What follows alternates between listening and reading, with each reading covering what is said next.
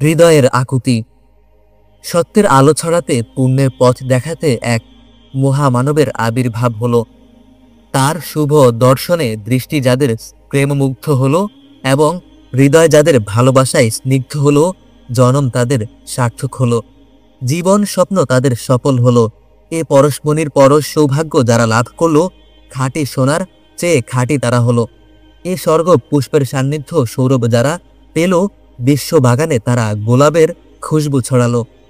উসর মোড়র বাসিন্দা হে উম্মি আরব, জানি না মর্তলোকের মানব না স্বর্গলোকের দেবতা তোমরা। হাবিবে খোদার দিদার দর্শন পেলে কোন সে মহাগুণে, নূরে খোদার তাজ্জালিতে ধন্য হলে কোন সে মহাপুণ্যে। ইতিহাস তো বলে লুটতরাজ ও খুন খারাপই ছিল তোমাদের পেশা, আর নাচ গান ও মদ জুয়া ছিল তোমাদের নেশা। এমন কোনো অন্যায় ছিল না যা তোমরা জানতে না, এমন কোনো পাপও ছিল না যা তোমরা করতে না। আকারে ইনসান, প্রকারে শয়তান, এই তো ছিল তোমাদের পহচন। অথচ সারা বিশ্বে আজ তোমাদেরই জয়গান, তোমাদেরই শওকত শান। বলো না কোন সে প্রতিভা সুপ্ত ছিল তোমাদের মাঝে, কোন সে অমৃত জলের সন্ধান ছিল তোমাদের কাছে, যার ফলে তোমাদের জীবনে হলো নব প্রাণের সঞ্চার এবং চরিত্রে এলো এমন মহাবিপ্লব, সময়ের মুহূর্ত ব্যবধানে রাহাজান থেকে হয়ে গেলে রাহবার। কাফেলা লুণ্ঠনকারী এই তোমাদের কাছেই বিভ্রান্ত মানব কাফেলা পথের দিশা পেল, মুক্তির মহাসড়কে পথ চলা শিখল। মহাবিশ্বয় যে হার মানে তোমাদের কাছে। হে বালুসাগরের আরব বিস্তান, বিশ্ব মানচিত্রে একদা তুমি এমনই অখ্যাত অবজ্ঞাত ছিলে যে সভ্য জগৎ জানতো না আরব নামের কোনো দেশ আছে, আর সেখানে মানুষের সমাবেশ আছে। অথচ বিশ্বজাতি আজ তাকিয়ে আছে তোমার পানে কি বিপুল বিস্ময় নিয়ে।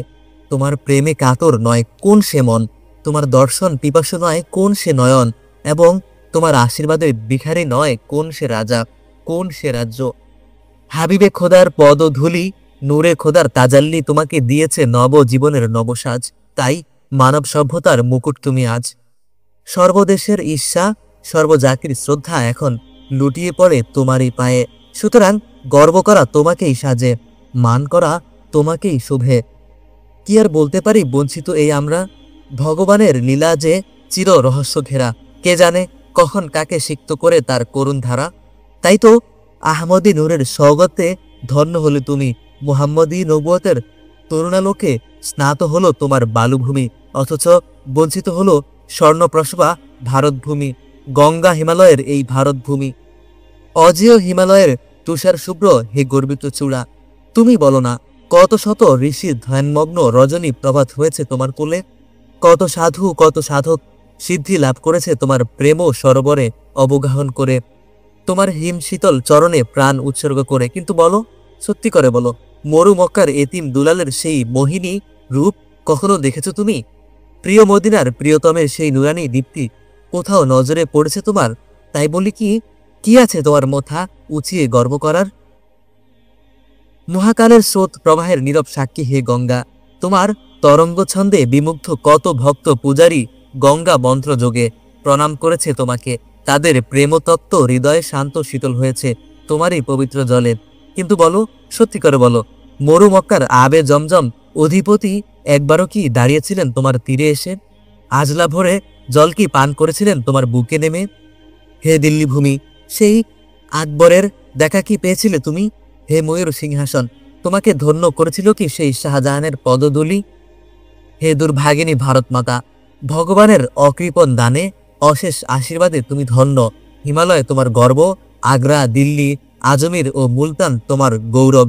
ভগবানের অশেষ কৃপায় ধনে জনে সম্পদে গর্বে কোনো কিছুতেই অপূর্ণতা নেই তোমার। কিন্তু মক্কা মদিনার গৌরব তুমি পেলে না, জাবালে নূরের ঐশী নূর তো ভগবান তোমায় দিলেন না, ইসলাম ও মানবতার কাবা কেবলা তো তোমার ভাগ্যে জুটল না।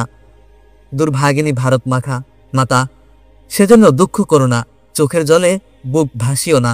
অশ্রুসাগর পাড়ি দিলে বিরহ বঞ্চনার যদি অবসান হতো, তো সম্পদে কেনা যায় না, ছিনিয়েও আনা যায় না। নইলে তোমার সুপুত্ররা বিশ্বের সম্পদ ভাণ্ডার লুটিয়ে দিত তোমার চরণ তলে। এই অমূল্য হার যে কোনো মূল্য পারাত তোমার কণ্ঠে। কিন্তু তা যে হবার নয়, ভগবানই শুধু জানেন কাকে তিনি কৃপা করেন। তাই ভগবানের বিচার মেনে ধৈর্য না ধরে উপায় কি বলো? ত্যাগ ও প্রেমেই তো তোমার ধর্ম, শান্তি ও অহিংসাই তো তোমার বৈশিষ্ট্য। এ তো উতলা হওয়া কি তোমাকে সাজে? দুর্ভাগিনী ভারত মাতা হয়তো বলবে, আমাকে উপদেশ দিতে এসো না। যুগে যুগে কত দুর্যোগ গেল আমার উপর দিয়ে, আঘাতে আঘাতে কত রক্ত ঝরলো আমার বুক থেকে, তখন ধৈর্য ধরেনি আমি। বুক ফেটেছে তো তবু আমার মুখ ফোটেনি। ধৈর্যের দুর্গম পথে হাজারো চড়াই উতরাই পাড়ি দিয়েই তো ইতিহাসের এক একটি ধাপ অতিক্রম করেছি আমি। কিন্তু এ তো ধৈর্য বা ঔদার্যের প্রশ্ন নয়, এ যে গৌরব ও মর্যাদার প্রশ্ন। এ বঞ্চনা কি করে সইব বলো? মর্যাদার প্রশ্নকেও আপন অস্তিত্বকেও আমি বিসর্জন দিতে রাজি। হিমালয়কে ডিঙ্গিয়ে আরবের আল হেরালুতে নিবে ভগবানের এ মহাদান। চোখ বুঝে তা কি সহ্য করা সম্ভব কখনো? হে দয়ার নবী রাসূল আরবি, আপনার পবিত্র হাতেই সঁপে দিলাম বিচারের ভার। দুর্ভাগিনী ভারত মাতাকে আপনি সান্ত্বনা দান করুন, তার অবাগা সন্তানদের প্রতি কৃপা দৃষ্টি করুন।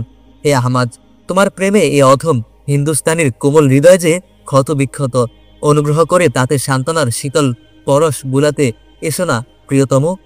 1400 বছর সাক্ষী, কোন ইউসুফ কোন মিশরে তোমার মতো প্রেম সমাদর পায়নি। কেননা তোমাতেই শুধু ঘটেছে বিধাতার অপরূপ রূপ, মহিমার অপূর্ব প্রকাশ। তাই হাজার বছরের ব্যবধানেও কোনো পাষাণ এড়াতে পারে না তোমার স্বর্গীয় জ্যোতির্ময়তার হাতছানি। প্রিয়তম, তোমার দর্শন সৌভাগ্য লাভে না হয় বঞ্চিত হলাম, তাই বলে স্বপ্নের বাতায়ন পথেও কি একবার নসিব হতে পারে না তোমার দিদার? হে মুহাম্মদ, তোমার দর্শন সৌভাগ্য একবার যে লাভ করেছে শুনেছি, হৃদয় তার তোমাতেই চির সমর্পিত হয়েছে। চোখে তোমার প্রেমের সুরমা একবার যে মেখেছে, স্বর্গ মর্তের সকল সৌন্দর্যের মোহ থেকে তার চিরমুক্তি ঘটেছে। পাথরও নাকি সোনা হতো তোমার পরশ গুণে, পাষাণ হৃদয় নাকি মোম হতো তোমার দৃষ্টি পেয়ে। তাহলে এদিকে হোক না একবার সে করুণা দৃষ্টি। তোমার নূর তাজাল্লির একটুখানি প্রাসাদ লাভের আশায় দুয়ারে তোমার হাত পেতেছি হিন্দুস্তানি এই ভিখারি। দোহাই তোমার প্রেমের বঞ্চনার দহনে আর দগ্ধ করো না এই অভাগাকে। স্বীকার করি, মহামহিমের স্তুতি ধন্য তুমি, জগৎ বিশ্বের প্রেমাস্পদ তুমি, কিন্তু আমিও যে তোমার কৃতার্থ দাস। প্রিয়তম, সেবা দাসত্বের সৌভাগ্য তিলকও যদি ললাটে না ঝোটে, তাহলে মুহূর্তের জন্য হলেও একবার এসে বলে যাও, তুমিও কি মেনে চলো আপন পরের পার্থক্য? নইলে কেন এ উপেক্ষা, কিসের এ পর্দা? তৃষ্ণার্ত হৃদয়ের আকুতি শোনো হে প্রিয়তম, এসো হে প্রিয়তম, তোমার জন্য যে সাজিয়েছি আমার এ হৃদয় সিংহাসন।